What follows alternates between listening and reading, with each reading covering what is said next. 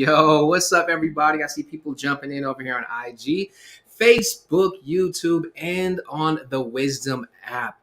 Yo, this is your boy Jarvis, and I want to say thank you because you are with me, and it is another edition of Jarvis TV. Just so that you know, we are simulcasting. I'm excited to have everybody who's here with me. It has been quite the day. I know that I'm a little later than normal. It's a Friday night. Boom, boom, just got paid. So whoever that is, I'm celebrating with you because he just got paid. It's Friday night. But tonight's topic, man, it's a good one. I'm going to start off where I left off yesterday. I'm going to go ahead and play that soundbite from CNN. But tonight's topic is social media, a down payment on our children's lives. So over on the Wisdom app, it says SM, a down payment on our children's lives. It stands for social media, a down payment on our children's lives. This is going to be something that I do encourage you to comment. I do encourage you to get involved in. We really started off the conversation strong yesterday and just hitting on social media, friend or foe. And man, if you didn't see that, you want to go back and catch it. You want to go back and watch it. It is over on on YouTube, Jarvis Henderson TV. That's where you'll find it at. Go ahead and check it out. It was a great conversation. Had some amazing guests last night. Shout out to everybody that I see jumping in. I see my man Mark Vibe jumping in. I see my man Uncle Reese in the building. What's up? Jumping in over there. We got people jumping in on all of the outlets. All of my people that are over here on the Wisdom app, just throw some love with the claps. Let me know that you're there.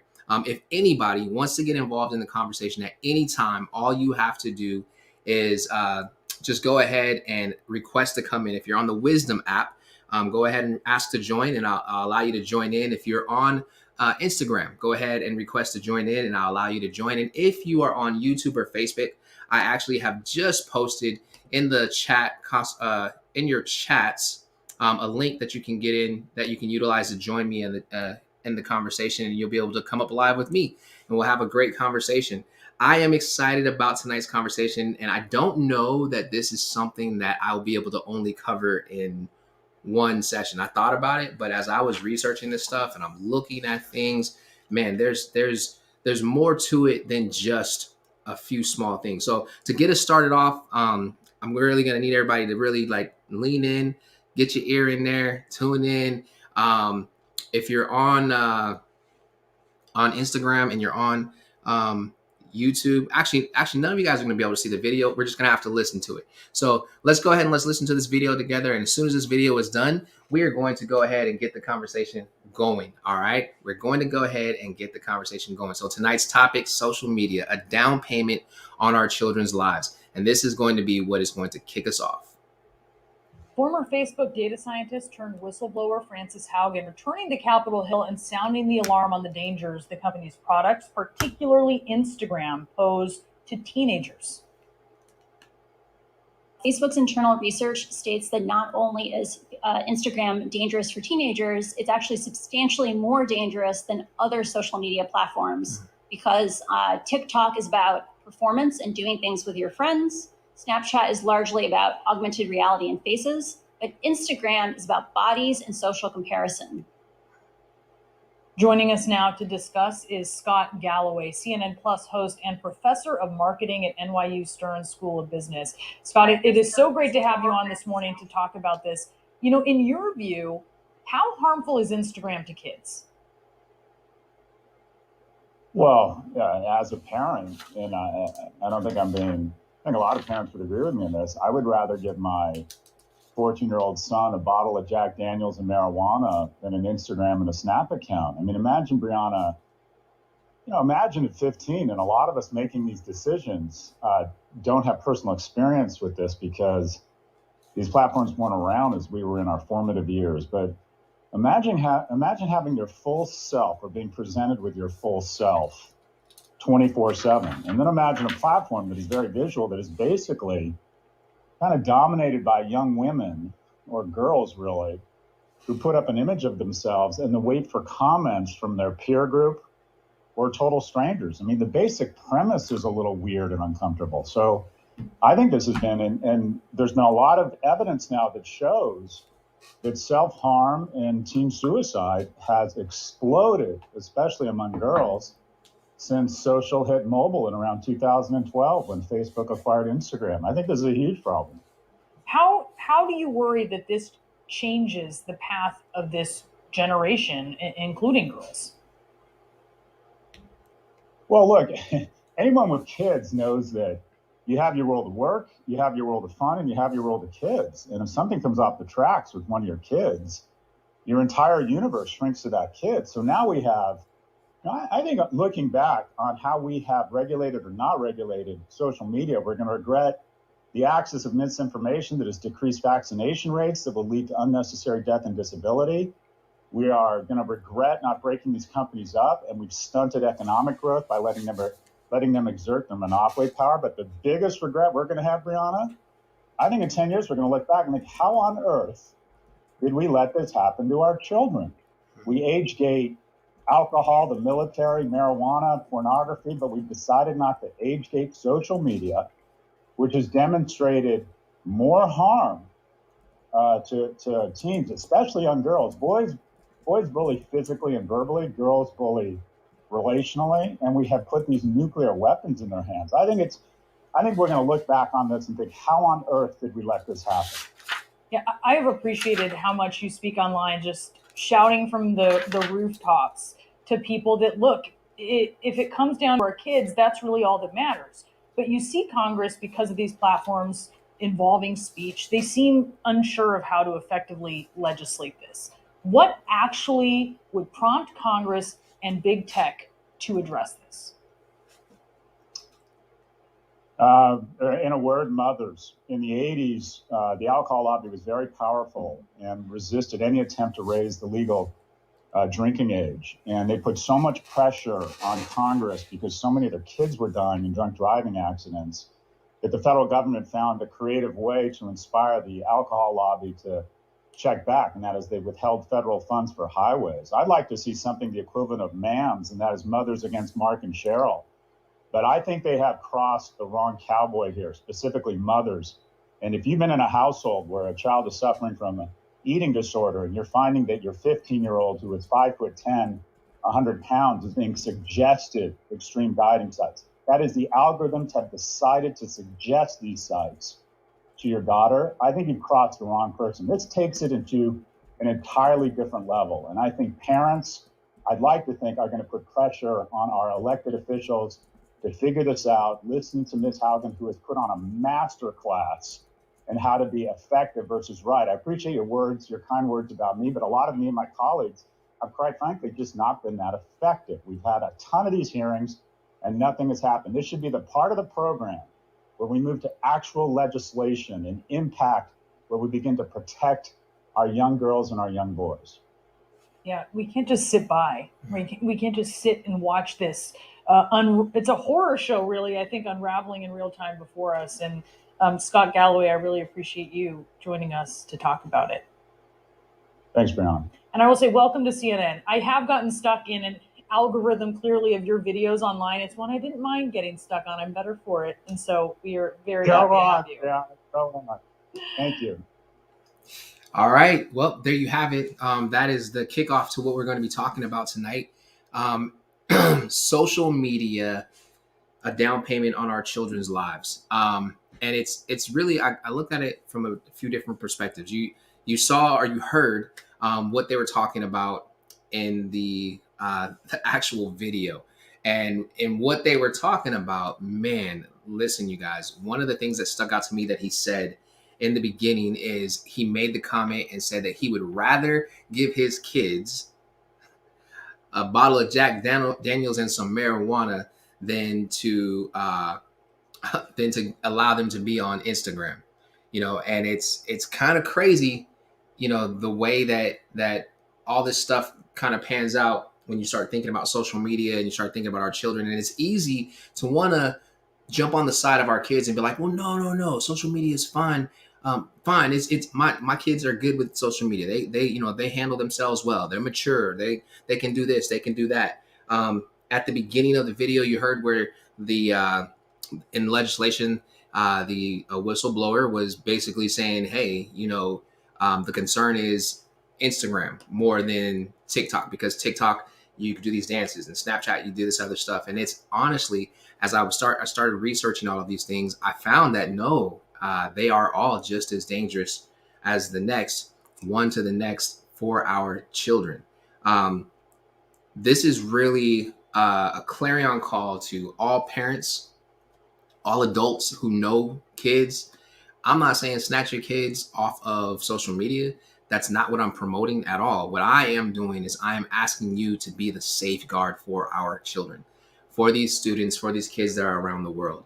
Um, Yesterday's conversation was about social media, whether it was friend or foe. And in speaking about whether it was a friend or foe, there's so many different things that we were able to talk about that we laid out on the table. And one of the things that was mentioned is how toxic social media can become. We also talked about how social media influences our thought patterns, how social media influences, how we dress, what we wear, or what we wear and how we dress, the same, how we dress, where we go. And it's so amazing because even from last night and through today, there's so many different things that I came across where it was social media became a part of the conversation. There is so much influence that is flowing around out here. And the reason why I want to focus on children is because they are our future. They are tomorrow. They are the ones that are going to change our economy. They are the ones that are going to change, legislation. Like if you were anywhere in your 25 and up, all right, and I'm going to start at 25. You're 25 and up. Your window of being able to jump in and make a huge substantial change is less than that child who is 5, 6, 7, 8, 9, 10. The most vocal ones start making noise when they get 13, 14, 15, 16, 17, 18, because now they're starting to find their voice, or at least think that they found their voice. And in trying to find their voice or thinking that they found their voice, the things that are going to stand out, the things that they're going to really chime in on are the things that they see and hear on a regular basis. Children's minds are so permeable. They soak up everything. And when I say children, I'm talking about 17 down, 18 down. It's so crazy because I had the opportunity to go to Arizona, and I was walking around on the campus of Arizona State University. And as I'm walking around the campus of Arizona State University, I'm looking at all of these students and I'm thinking to myself, these are babies. Like I remember going away and going to college and being like, yeah, I'm living life. I'm grown. I'm doing this. And no, I was still a baby. Although I was mature in the things that I wanted to do and I was mature in the direction that I was going in, I was fresh to life. There's a difference between growing up in the 80s, 90s, even the early 2000s, as opposed to growing up now. Any child who was born 2012 on, they don't know life without social media. They don't know life without cellular devices, wireless devices. They don't know life without, iPads, Samsung pads, notebooks, Surface Pros. They don't know life without these things. They don't know life without being on the other end of a camera, because from the moment they come out, we have them on the other end of a camera. We ourselves start putting them out on social media as babies. There's plenty of children, like babies, toddlers, that have YouTube channels, that have, Facebook pages, Instagram pages, Snapchats, all of these things, because we as adults, we're living vicariously through them, right? And you're probably thinking like, well, are you saying it's a bad thing to have your kids out here on social media? I'm not saying it's a bad thing. I am pointing out the fact that there are dangers out there. This is setting up something, and originally the title, I just shortened it because I didn't want it to be too long. The title that I had that I was going to run with is social media, or actually it was just focused on Instagram, but I want to focus on social media as a whole. It basically was Instagram, a down payment on our children's fight for life. And it came from watching that video and just being blown away. I've always known that it's not the best place for students and children to be. There's so many things that can happen. Yesterday, I talked about conditioning. I talked about how we were conditioned to get to a space with our cell phones and with our, we were conditioned. And it's so funny because I was having a conversation earlier. I'm thinking back to when we had calling cards. Do you remember calling cards? Where you paid money to get you a Sprint calling card or an AT&T calling card so that you could make a doggone phone call, so that you could call somebody from anywhere? We didn't even have cell phones. We had calling cards, y'all. Calling cards. And as we're looking at these calling cards, we would put money on them, and then we could, when your time ran out, it was done. So it was like, the crazy thing is, with the calling card, you were forced to be frugal with your time. Follow me on this. Frugal with your time when you had the calling card, because you knew that if you had an hour on your calling card, the person that you were talking to on the other end of that phone, they had 5 to 10 minutes, unless you really, really liked them, and they could get about 20 minutes. Then we roll into getting into a space where we get cell phones. Cell phones created a demand. It created a demand on your response. It created a demand on your time. It created a demand on your not just a response, but answer. It gave everybody access to you whenever they wanted to have access to you. It was no longer just a phone in the house and I'll talk to you when I get home. It was no longer we were asleep and the phone was ringing. Like, it was no longer, I don't have the money to be able to purchase to put into a phone booth. It was, I have access to you right now. So what that did is it created this demand, and that demand was for us to respond. So now you have social media that really started their uptick really strong in 2012. It started in the early 2000s, like 2004, right? You start getting these things moving. And when I'm saying social media, I'm talking about all platforms, all outlets. And you're probably like, well, Jarvis, you're on social media right now. Yeah, there are a lot of pros to social media. And I'm going to highlight those pros of social media because I'm enjoying the pros of social media. But there are a lot of cons, and there are dangers, and there are pitfalls. There are so many more things that are out there as it pertains to social media. And one of the things that we have to do our best to protect, that we have to do our best to, I want to say, to save, that we have to do our best to shelter, is our children. You know, with social media being the way that it is, and in the pandemic kind of pushing us back into a space where we had to be by ourselves, if you really take the time to think about it and slow down and really process all this stuff, you don't have to be outside of the house for a pedophile to track down your child. Matter of fact, there are pedophiles that are out there that haven't even been identified. They're catfishing our children as I'm speaking to you right now. They're playing video games online with your children. They're commenting on your children's posts with a fake, they call them what, Finstagram's page, which is basically a fake Instagram page, or a fake Facebook page, or a fake, Snapchat, and they're communicating with your children. There are things that fall into my DMs where it's somebody that I've never met before, but the conversation is enticing enough that you carry on a conversation. And then as you get in conversation, then it's like, oh, wow. Where as a grown man, I have the ability and I have the wherewithal to like, yo, this is not where I'm supposed to be. And I back myself out of it and I'm just done with it. But if you're dealing with a 14, 15-year-old young man or a 14, 15-year-old young woman, it's a little bit different. Now they're hooked, they're drawn in. There's things that have been given to them in a social media platform that parents, you have to be aware of. So when I say social media down payment on our children's life, I'm talking about all of those things, the conditioning into the hazards that are out there. And we get to help decide whether it's going to be a benefit for our children or if it's going to be a hindrance to the future of our children. There are more things that are wrong with children being on social media than there are things that are right with children being on social media. And that is, it's horrible. Like if you really go back and you study it out, ever since Instagram and Facebook merged back in 2012 and it took off really, really big, there's been such a spike in teenage suicides based off of social media. There is, and I know from experience. I remember there was a young man who he was a part of my youth group. I love this young man. He was a young man that all he really wanted, he just wanted to be a part of things. He just wanted to be a part of something bigger than himself. And great young man. He was his older sister started coming to my youth group first, and I connected with his older sister. Then he was there all the time. Then I found out that him and his little brother and his big sister came all the time because of him. And what ended up happening is on Snapchat, here he is, he's 15, 16 years old. He gets a snap from another kid of that kid having sex with his girlfriend. A Snapchat. Now, Snap, when those things come across, it's like a snowflake. It hits the ground and it's gone. So he sees this and it disrupts him emotionally. It disrupts him mentally. This is at 15, 16 years old. Now, what ends up happening in this story is basically he puts himself in a situation where he dies based off of something that was kicked off from a snap that was sent. Emotional and mental disruption because of social media. And a child is not going to react to that the same way that an adult is going to react to that. Now, there are adults that would react to things like that in that same fashion, and those individuals, they need a lot of help, especially if you're an adult and you're reacting like these things. But it goes to show that it affects the children just as much as it affects the adults.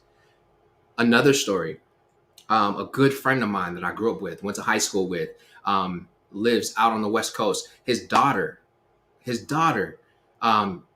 a great father. Matter of fact, I would assume that he's a strict but not too strict father. A great man. Don't play the music, right? Has absolutely beautiful daughter. And at the time, she was like 16, 17 years old. She's interacting with somebody online.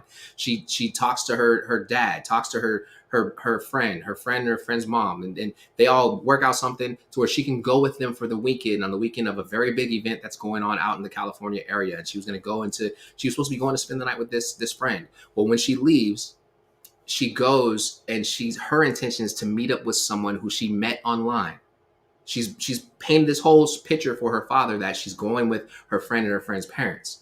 Somehow worked it out where everybody was in the belief that was going to happen except for her and her friend. Instead, she was going to meet with this guy that she met online. Now, in her process of going to meet with this guy that she met online, she ends up getting swooped up by the FBI. The reason she got swooped up by the FBI is because the FBI had been monitoring the messages, and they were getting ready to do a huge sting on a sex slave trafficking ring, and that's where she was actually headed, based off of her conversation with a guy that she met online who had been sending her back and forth messages, sending her back and forth pictures. So basically, she was catfished and was about to get snatched up on social media. On social media, y'all. So when I'm saying like a down payment on our children's lives, and I'm talking about social media being a danger to our children, I used a 17-year-old, an example of a 17-year-old, and an example of a 15, 16-year-old just now. I haven't even gone lower than that. And there's plenty of stories that I can go to, and I can come back and I can tell you these stories. But it's like, as parents, as adults, I've watched parents totally give in. Their child like, well, why are you on my social media? I have seen children who are like 14, 15, 16 make fake social media accounts and be out there communicating, and then they're sending each other the most raunchiest stuff. And so as a parent, as an adult, you have to ask yourself, who do you want to train up your child? Who do you want to have the influence over your child? If you're sitting at your house and you're wondering why your child is dealing with depression, and they're cutting on themselves, and they're having these emotional and mental issues, my question to you is this: what are they looking at on social media? What is making them feel like they're not worthy? Because if you're not the one that's telling them that they're not good enough, and you're not the one that's telling them that they're not beautiful enough, and you're not the one that's telling them that they're not smart enough, and you're not the one who's telling them that, that they have to do this or have to do that, then who's telling them that? Had a great conversation with a good friend of mine earlier today, and we were talking, and he mentioned something about his daughter. His daughter's a teenager, and she's about 15, 16. Actually, I think she's 16 now. And he just happened to look at her social media and notice that she was doing the poses. You know what I'm saying? The pictures up, the booty out, the holla at me, my bed in the background, the poked out lips. You know how I go, right? You know how I go. And he goes back to her and he says, sweetheart, I noticed that on your social media, you're doing these like down the front type pictures, and your bed is in the background. You got your lips poked out. What type of a image do you want to portray of yourself? Like, what are you telling everybody about yourself? Her response was, well, if the boys can't control themselves based off of my pictures, then so, it's like, nah, it's not about that. It's about how are you putting yourself out there like that, and who is teaching you how to put yourself out there like that, because your mom's not doing it. I'm not doing it. I would rather you not put yourself out there like that. And we can get into the debates of, well, they should be able to make their own decisions. They have a free will, and they have a free mind, and they have all of these great things, right? They do. But if you really look at it, and it's almost like, as a matter of fact, I'm gonna tell you this. So elephants, if you've ever been to a circus, you'll notice that an elephant is huge. And this elephant, if the elephant is not actually inside doing something with the caregiver, they're outside and they're tied up. And the only thing that's tying them up is this little stake, basically a tent stake, and a rope.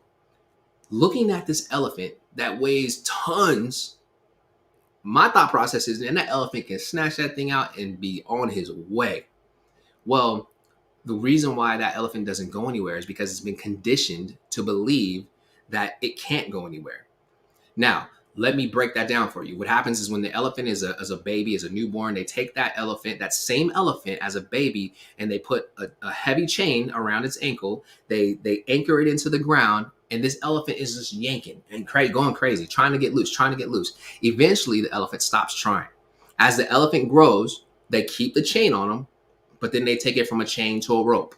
So when the elephant becomes an adult, no matter, you could put a piece of string around this elephant's ankle and tie it to that thing, the elephant is not going to try to move.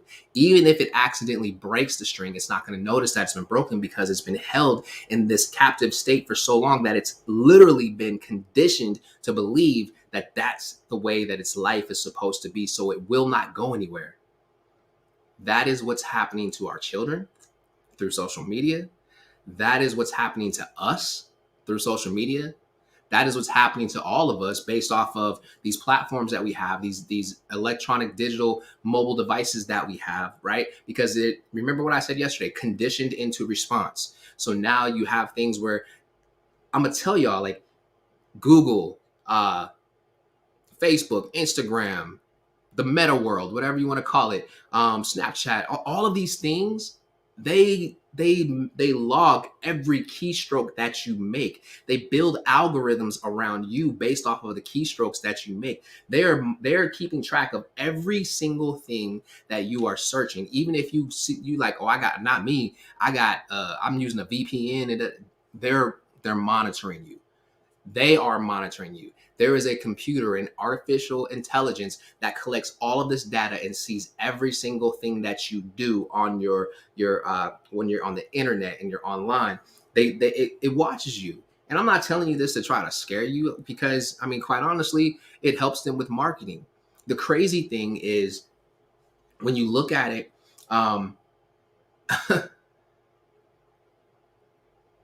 we're products. We are products. We are products that all of these social media outlets sell. And one of the hottest commodities,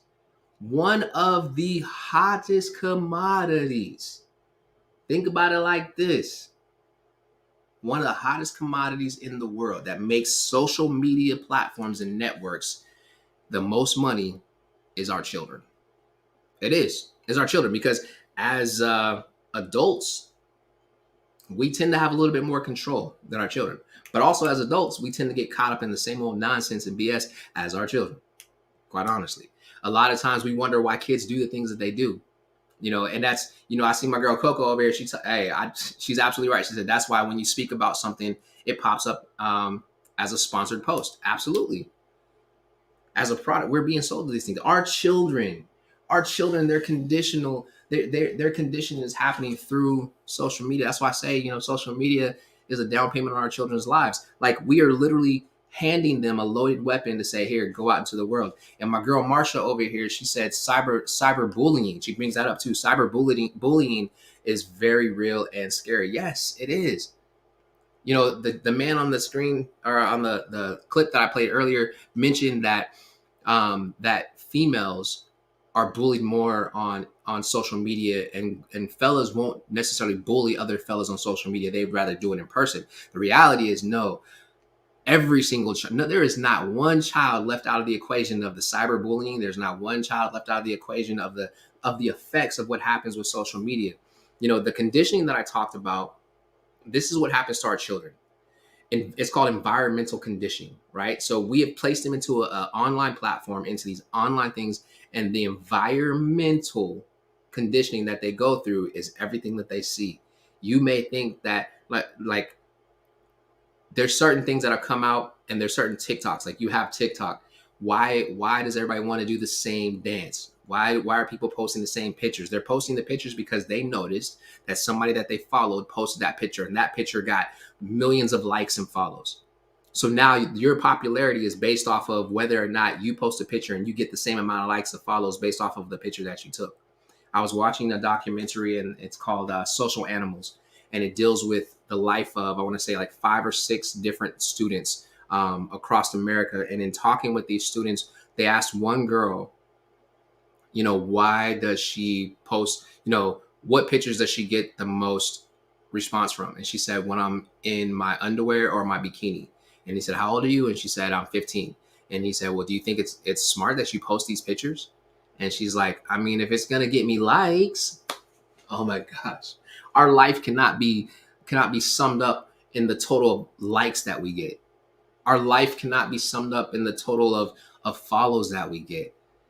Our life cannot be summed up in the total of impressions that we get. We were meant for more than to just be somebody else's muse, to just be somebody else's, craving. I'll get messages sometimes from young women, and I'll go back and I'll check their page, and I'll be like, man, she must be like in high school or something. And I'll go back and I'll kind of look through, because I want to know who is it that's reaching out to me and why are they reaching out to me, and is this a potential client or is this a problem? And when I notice that it's a student, I don't even really respond. Not unless I've already met this student through a program and they're reaching out and they're asking questions and they want, or it's somebody that I've coached or somebody that I'm coaching or a part of a team or something, or a child of a parent. And I am very, very, very intentional on, if a child reaches out to me, especially through social media, matter of fact, any platform, if a child reaches out to me, if I know your parent, if I don't know your parent, I'm gonna figure out who your parent is. I'm gonna reach out to your parent and say, hey, I just want to let you know that your daughter has reached out to me or your son has reached out to me. And I just want to make sure that you're okay with us communicating. Every single time that I've done that, the parent has actually hit me back and be like, oh yeah, they told me that they were going to reach out to you. Da, da, da, da. I mean, I've even gone so far as to take, certain young women who have reached out to me and put them and their parents in a message together and respond like that, so that I can let their parents know that I'm one of these people that are out here that are trying to protect your children. I'm trying to take your children to the next level. And I'm honored that you trust me enough to allow your child to communicate with me, because I'm not going to allow anything to happen to your child. I'm going to do everything that I can to take your child to the next level. So I'm going to pause right there, and I'm going to actually bring up, I have somebody over here waiting to speak on the Wisdom app. And the thing I love about the Wisdom app is that I get some great mentors, coaches, other professionals that love to get into the conversation. So the person that's going to come up his name is The Right Mark. All right. The Right Mark. I love the way that goes. And under his profile says, trying to stay at zero on a daily basis, nothing less and nothing more. The power of zero is much greater than nothing. That's what I'm talking about. All right. So let's bring him up. And as he comes up, you guys prepare your ears. Please feel free to put in your comments, your remarks, your questions, and I'll share them with him as we're communicating. Mark, how we doing, family? Jarvis, how you doing today? I'm doing great. Listen, I feel like you got multiple platforms. You see, you done figured me out, man. This is my guy. Oh, yes. Hey, Jarvis, I'm struggling. I'm not even struggling. This word's been struggling. I'm struggling. Okay. I'm struggling because you're going to force me to do something that I'm just having difficulty doing. Okay. And you're going to force me to love the gremlins and to parent the gremlins. And I don't know if I'm ready to do all this big commitment, Jarvis, to be a parent. Yeah. Even if I am a parent. Right. Well, let me say it like this. Our children are gifts to the world. Literally, they're gifts. They come with receipts. These are not ones that you can return. Now, if you are keeping somebody else's children, they come with receipts, and those are the certain ones that you can return. But these gifts, ain't no gift receipt. There's nothing more than just a promise that says that you are the right one for this child, right?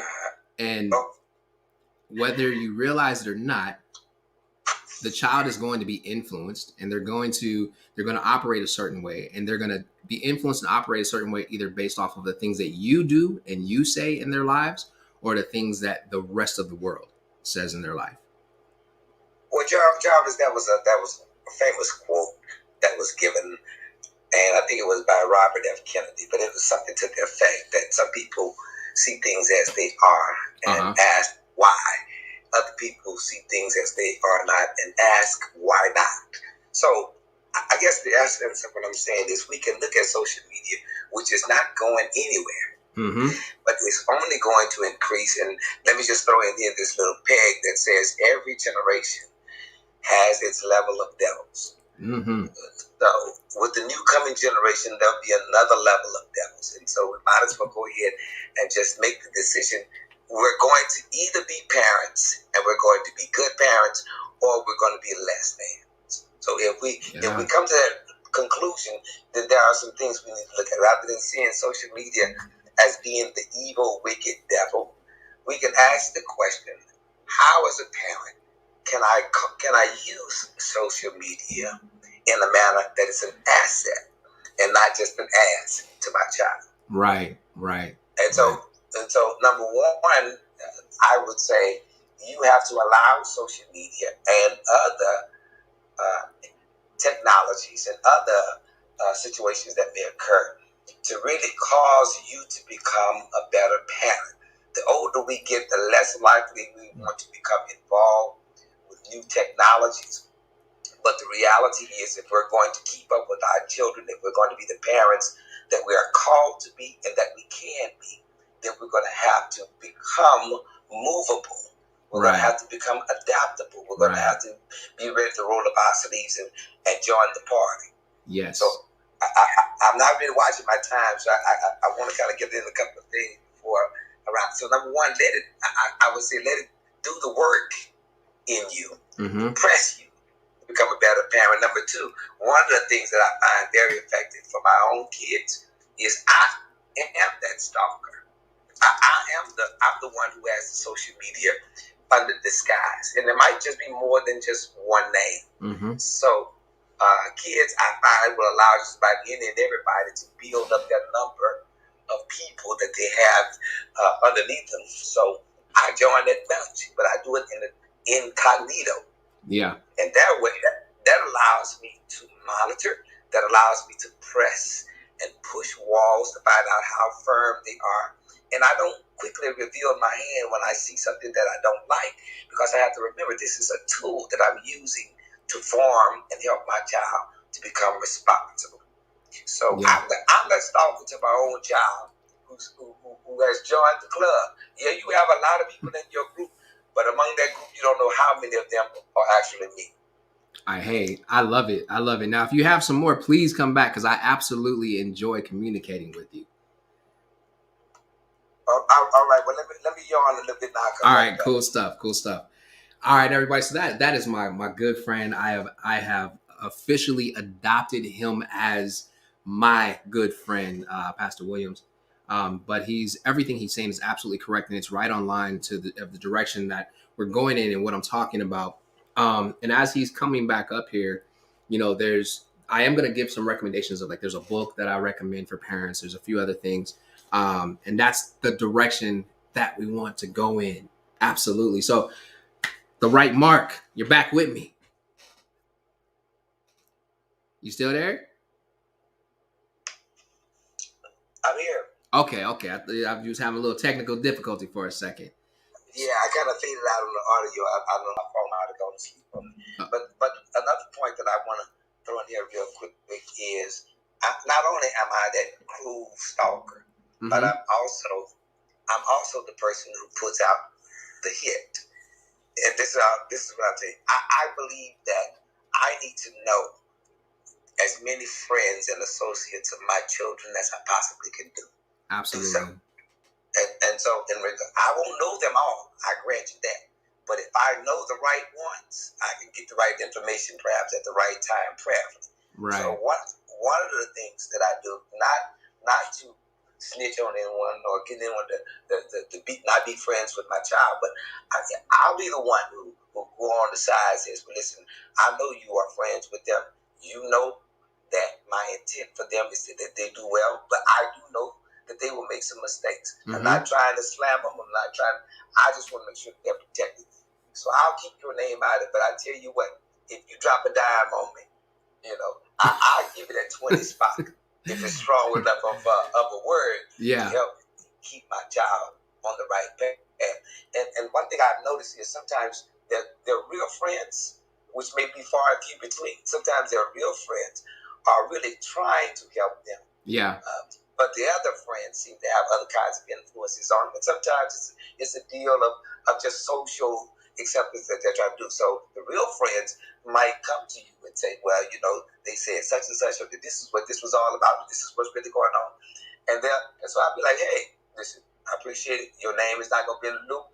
Here's a little 20, get you a little something to eat or whatever. Yeah. But you have to continue to find innovative ways to use the social media for your benefit. Right. And then the third thing is, I really believe that it might be a good idea for you and your child to have your own social media page. Yeah. Now, the child will be reluctant to do it, but if the two of you have your own social media page together, then when you're actually putting up posts, you can show them how to be socially respectable and socially responsible, and how they can use that platform to better their position and to help others. Yeah. That is all good. I love everything that you're saying, and I'm glad that you came on, because it adds a lot of value to what I'm saying. And as you're talking, I'm kind of looking over my notes, and I'm like checking off the things that I don't need to say, because you absolutely have said them. So when I get back into the solo piece, I can go back in on some other stuff.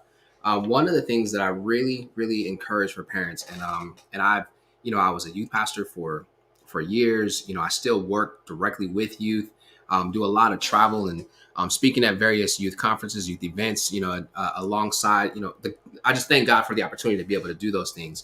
And one of the things that I tell parents is it's very important that you stay involved in your child's life. It's very important. The reason I am who I am today is because my mother stayed involved in my life. Now, I didn't have social media like this. Matter of fact, we were just getting the internet.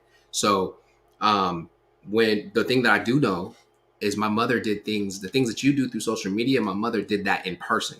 I remember I came home one time and I had like all the fellas from the neighborhood with me, and now we live in the hood. So my she's checking people out as they get into the door. And one guy in particular, the one who I thought was the coolest kid with us, my mom stopped him at the door and said, I'm sorry, baby, you can't come in my house. And we're all laughing, thinking she's playing. And she was like, no, I'm serious. You can't come in my house. And to this day, I understand why, because the trajectory that his life took versus the rest of us, no matter what we said, no matter what we did, he was a horrible influence on others, and so I'm grateful for parents like yourself that are willing to partner and jump in and do what's not considered to be the popular thing, but instead do the love thing, which is I'm in your life, and I'm in your life intentionally. So finally, let me throw this in here. I'm going to just ask for these last few seconds. Please, everybody, stop trying to be 12 and 13 and 14. If you have a socially responsible page, just maybe you might help your child. That's my time. I love it. I got to connect with you. I'll connect with you. That is my guy, you guys. I love that man. And all it took was one conversation to get it started. But he's absolutely right. If you are out here and you're socially responsible with your page, how much more responsible are the children, the students that are following you going to be with their page? One of the things that I've told every team that I've led when it comes to dealing with youth is for us to effectively impact the lives of these students, you need to be on every single social media platform that they're in. Every meeting, every coaching session, every mentoring session that I've had with parents in regard to their students, I tell them the same thing. If you really want to make a difference in your child's life, you have to be willing to be on the platforms that they're in. And what Pastor Williams was saying just now, that is like, I personally never thought of going in and being the decoy.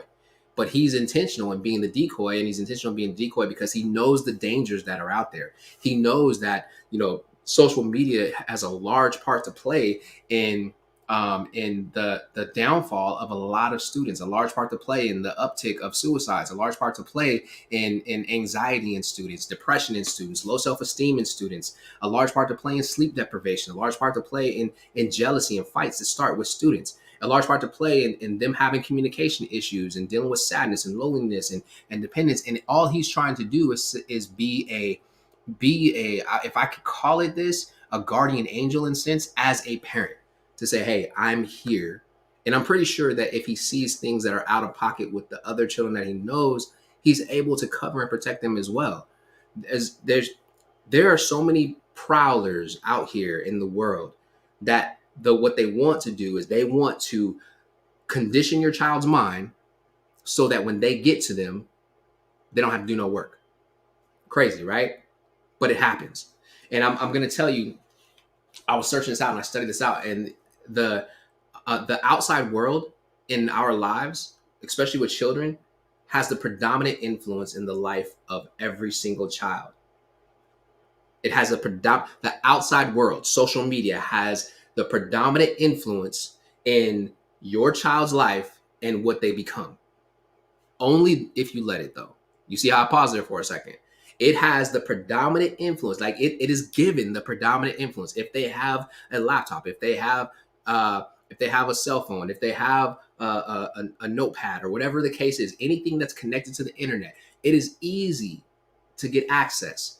Where parents are screaming, hey, I need more protection for my child. Google has a thing called Family Link, and you can protect your child and guard what they're watching, guard what they're doing through Family Link. And you would think that Family Link would allow you to have that type of control and have that type of insight on your child's life up until they're 17, 18. No, they stop it at 13. And the reason they stop it at 13 is because they know they really start making money off of your children when they get to 13, 14, 15, 16, 17, 8, because now they're driving it. There's, in studying this out and looking at it, and this is something that it really brought up a righteous indignation on the inside of me. I'm thinking about my niece. I'm thinking about my nephews. I'm thinking about the young men that I've mentored. I'm thinking about the young women that I've had the opportunity to pour into their lives and the conversations that I've sat down and I've had with them. I'm thinking about those who I've seen that have really literally had thoughts of suicide and ended up getting Baker acted and put into some sort of a mental hospital and having to stay there and realizing that that's not where they belong. But they're there because of the conditioning that's happened through social media that's causing them to feel like they're not enough. They're there because of the anxieties that have been built up. They're there because of the hurt that has happened. They're there because of the jealousy. I'm thinking about the times that I've talked with students and they're living on other people's highlight reels. Students, children, even some adults, but let's focus on the children. They don't realize that social media is a highlight reel. There was a period of time, and like especially from like in the 2015 on, like where students, children, girls, they were dealing with a issue called Snapchat dysmorphia. They wanted to have surgeries to make themselves look more like the filters that they could find on Snapchat than what they look like themselves. Some of them they actually did it. Like their parents gave in, okay, I'll let you do it. Why do you want to walk around looking like a filter? Because that filter makes you feel like it's a mask.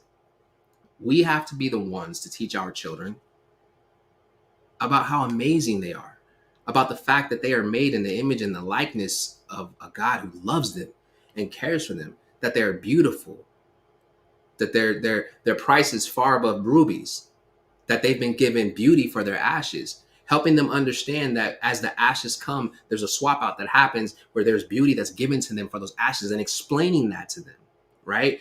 Taking the time to say, hey, there are some good things about this.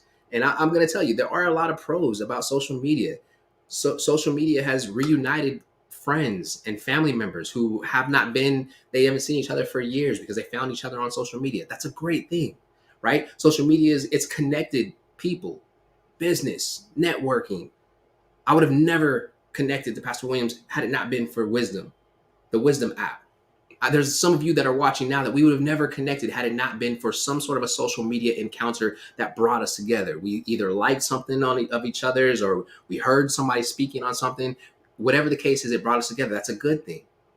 It allows people to be developed. There's a lot of positive information that's out there. I purposely go and I search out the people who are putting out positive content because it's uplifting, it's empowering. I can share it. I can really go ahead and be a voice for them, an advocate for them, putting students onto these types of things, showing them. And this, I want to go back to what P. Dubba just said just a moment ago.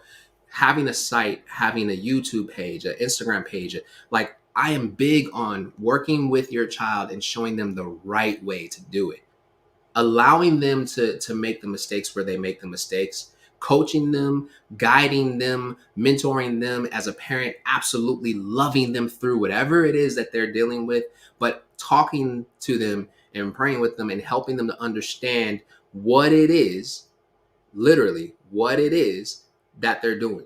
A lot of times I found when I sit and I talk with students and I ask them questions about why they post the pictures that they post. They don't post them because they thought of it. They saw somebody else do it. You want to know what's popular on social media? Go ahead and look at it. Look at your son's pictures. Look at your daughter's pictures. That's what's popular on social media. Some parents don't want to go look at it. They don't want to go see it. Why not? Listen, you're paying for that cell phone. And this is another thing. I encourage you as parents, randomly go through their phone. I don't know where we got this idea that, oh, but that's their privacy. Listen, until that child is 18 and out of your house, there's no privacy. I will respect and I will give you privacy on the things that you need privacy on. However, that room that you have right now, oh yeah, you just renting that room. That's my room. I'm allowing you to stay there because I love you and this is your space and you can have this space right now, but there's going to come a time where that space is coming back to me and you're going to have your own space, right? That phone that you have, oh yeah, I love you so much. Like, it's not mandatory for them to have the phone. It's not mandatory for them to have the video game. It's not mandatory for them to have, like, I've heard kids use this argument. But mom, man, oh my gosh, this child, I can't even tell you who it is because those of you who know me will know exactly who it is. But this child, I heard them having a conversation with their mother and they were boo-hoo crying because their mom took their cell phone away when they were 12, 11, 12, 10, 11, 12, somewhere around there, because they were doing things they didn't have the business doing and had not given back their cell phone. And so they were probably in like 6th grade when this happened. They're going into 8th grade this year and they're boohoo crying, talking about what everybody at school has a cell phone. And I'll be the only one without the cell phone. And I'm listening to the mother stand her ground and the child plead her case. And to me, I was tickled. But nowhere in what the mother was saying did I hear her say that she couldn't have it. She was just saying, show me that you can make it through the first half of your first semester in school. Pay attention. Like, you earn your cell phone. We just give them phones. Now, what this individual did for their child is they gave them a watch. And this watch is called a gizmo. And that gizmo, it's a phone. But the parent can program in the phones that are okay to call this child and who that child can call. And when they call this child and who that child calls, it's always on the phone, speakerphone. There is no in the ear type of a thing. So the good thing is I'm one of those people that this child can talk to. So when they call me, I'm just like, I know to pick up because I'm like, hey, how you doing? What do you have going on? I know that their parent has already approved it because I am in their phone. What if we all took that type of a stance? You're not enslaving your children. You are literally protecting your children from the vast world that's out here that wants to influence your children, the vast world that wants to attack the mind of your children. There's social media as a whole. They sell a strong product to marketers. They sell a strong product to marketers. The product that they sell to marketers is us. I'm included. You're included. We are all in this thing. I'm telling you, I'm included. They sell us. I saw this saying, and they said that if you are not paying for the product, then you're the product being sold. So we look at Instagram and we look at Snapchat. We look at Facebook. We look at Twitter. We look at Discord. We look at all of these social media platforms. Let's as adults, let's go further than that. We look at Tinder. We look at Bumble. We look at Singles Mingles, where I don't know, like, you know what I'm talking about. We look at all these different platforms, Plenty of Fish, all this other stuff, and there's a free version, and the free version gets you locked in. You're like, oh, I can do this for free, right? And the reason you can do it for free is because they are selling you as the product to marketers. You have literally agreed to say, I am going to be a part of the product that you sell. That is why in Napa Valley, California, it went from being machinery and metals and all this other great stuff that was being built and done in that area that led the industry in that area to being technology, big tech companies. Big tech companies are the most lucrative companies in the world, and it's because the product that they sell is us. We are the product. Advertisers are the customers. You watching me, you listening to me talking to you, we are the product. And you have to make a decision as to whether or not you want your children to be a part of that product that's being sold or a part of the product that is correcting. You can utilize these platforms, every single one of them, to help guide and, like answer questions for your children, open the door for them to be able to come and talk to you. Because the reality is, if your child is dealing with sadness, if your child is dealing with feeling lonely, if your child is dealing with anger issues, if your child is having a hard time sleeping, if your child is getting involved in things and you're like, well, I've never done that. I've never said that. I've never put that in front of them. I don't act like that in front of them. I don't do these things. If those are things that you're saying and you're seeing these actions come from your child, it's no longer just happening from their friends at school. It's happening through social media. It's happening through the outlets that we've allowed for them to place their eyes on. Your eyes are a very powerful gateway into your heart. They are an absolutely powerful gateway into your heart. I'm going to say 3 words right now. And with every single word, I can tell you exactly, I'm going to say them, and then I'm going to tell you what you saw on the canvas of your imagination. Rainbow. Clouds. Beach. Those 3 words. You did not see when I said rainbow, Rainbow. You didn't see that. You actually put a picture of a rainbow on the canvas of your imagination. Why? Because you've seen it before. You know what a rainbow looks like, so you recreated that in a split second. Your mind moves faster than the speed of light, and you created that on the canvas of your imagination just that quick. When I said clouds, you immediately pictured clouds in a sky. You didn't picture clouds sitting all by itself in a dark room. You pictured clouds in the sky. Why? Because that is where your eyes have seen it. And as soon as I said that, in a split second, faster than the speed of light, you painted that picture on the canvas of your imagination. You did not spell out CLOUDS. When I said beach, you saw water, you saw the sun, you saw sand, you saw all of these things because that is what your eyes have shown you and you can remember. Your eyes are literally one of the greatest gateways into your heart.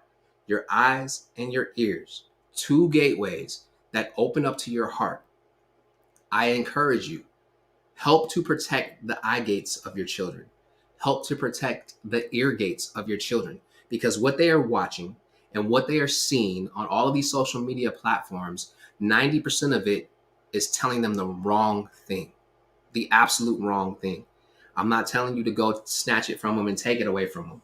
There's 10% that is telling them the positive thing. So what I'm going to do is I'm going to actually pause right there. Like I said, there's no way that I was going to be able to get through all the stuff I had for you guys tonight. I have somebody else that's waiting to come up on the Wisdom app, so I'm going to bring them up. And then after they come up, I'm going to tell you guys about a book that I read that I encourage for parents.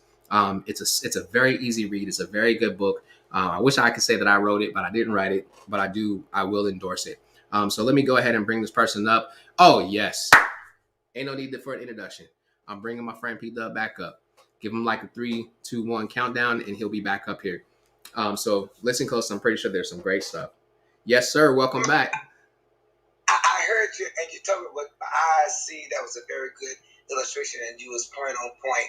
But I had to jump in just real quick because there's another thing that I see on social media that I believe we all can agree on, that the repetition of rhetoric brings about the acceptance of the term. So, for example, when you hear the word on social media, bitch, well, you can't necessarily see that, but you have that feeling. You know what that is. You know the animosity.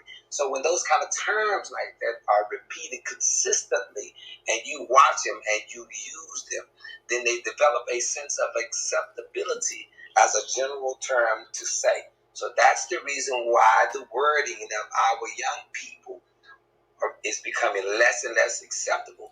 It's because it has become acceptable to them via social media. I love it. Hey, listen, thank you for the balance. Thank you. And that is absolutely correct. That is absolutely correct. So Can you do me a favor? Like, I know, I feel like I connected with you on one of the platforms. Was it Twitter that I connected with you on? No, it was on this Wisdom. But did I send you I feel like I sent you something on Twitter, or I followed you on Twitter or something. You may have, but I think I missed it. I don't do Twitter too much. Okay. Because I want to be able to connect with you, but I don't want you to put your stuff out here in the in the virtual space. As a matter of fact, the number that I have on my profile here on Wisdom, if you can text me that, now that it's going to bring you to the community, and what I'll do is I'll split you off away from the rest of the community if you like, but I would love to be able to connect with you outside of the platforms and just have some great conversation and just build with you. That sounds good. I'll do that. Okay. Yes, sir. Thank you again. All right, my brother. Yes, sir. You have a good evening. You too. Bye-bye. All right. Bye-bye. All right, everybody. Well, you heard it. So that is literally what I have for you tonight. I did say that I was going to come back and tell you guys about a book. It is this book. It is called Praying Circles Around Your Children. It is a book by a man. His name is Mark Batterson. He is out of the DC area. This is a New York Times bestseller. I read this book years ago, and it is a powerful book. It uses some stories that help you understand just the importance of covering your children, the importance of speaking life over your children, the importance of you helping to cultivate a culture that you want lived through your children in a very, very positive and strong way. I encourage, the book right now, it's been out long enough. It's on sale for like $2, to get the book. I looked it up the other day because I was going to purchase some, and I'm kind of mad because I bought it when it was regular price, and they didn't tell me that they was dropping it on sale, but it's okay. It's all right. Hey, another thing, this is what I want to do. So tomorrow we're going to come back, and I'm going to have some more things. We're going to still be on the social media piece. There's a few other things that I want to hit on. I'm going to talk about the algorithms. We're probably going to talk a little bit about the children, but then move on to us as adults and the effects that it has on us. One thing I want you to remember is I want you to remember this. Every child, when they are born, they are born into perfection. Maybe not the perfect living situation, maybe not the perfect family, maybe not the perfect country in the world, but they themselves are untainted. They are untainted.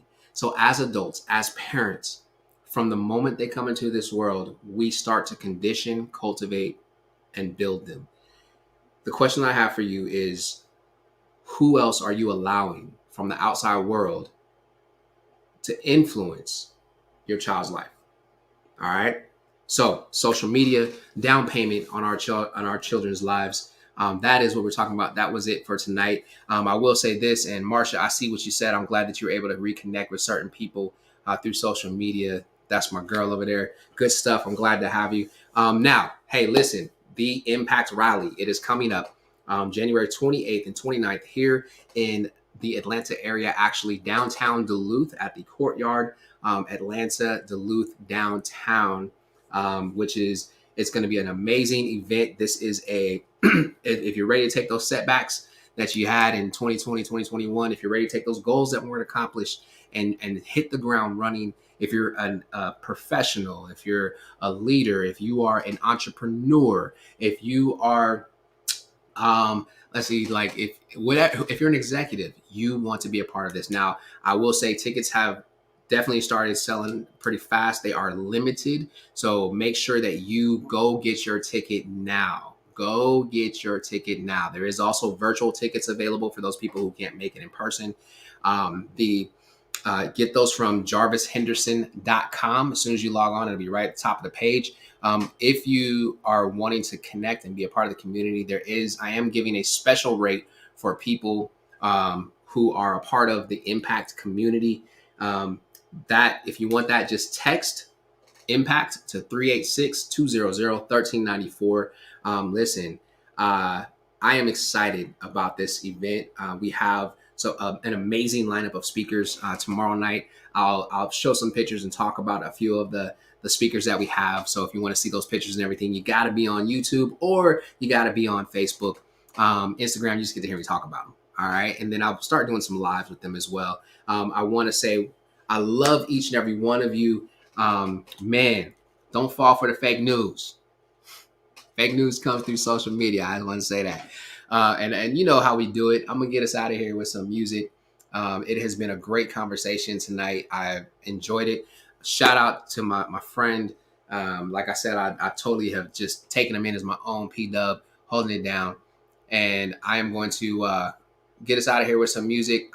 Listen, if you don't tell me what you want to hear, then I'm just playing randomness, and I just hit I hit a button that says random, and when I hit that random, a song will come out, and I usually get to see it before it plays, and so that's why I kind of start laughing. Like right now, I see what's about to play, and I'm laughing. Oh man, Marsha wanted to hear "End of the Road" by Boyz II Men. I gotta be careful with Boyz II Men stuff, Marsha. I'd love to play "End of the Road" by Boyz II Men, but I feel like anytime I play Boyz II Men stuff, they get me. I get a message talking about I'm license infringement. So I want to be careful with that. But here we go. This is one that we all should remember, especially if you were growing up around this time.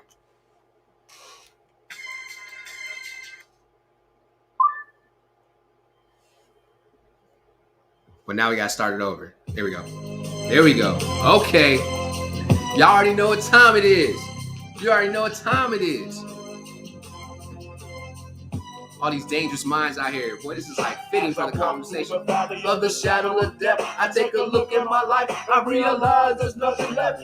I've been laughing and laughing so long that even my mama thinks that my mind is gone. Let me quit, y'all. Hey, yo, this is your boy Jarvis. I love y'all. I've enjoyed you. I'm going to say peace out to Instagram first. Instagram, love y'all. I'll see y'all tomorrow. Holla at your boy. Now I'll say peace out to all my people over here that are on YouTube and Instagram. Love y'all. Holla at y'all. And I'll see y'all tomorrow. Have a good evening. Oh, man. I got to say, I love you so much, Marsha. You're amazing. All right. Good night, y'all.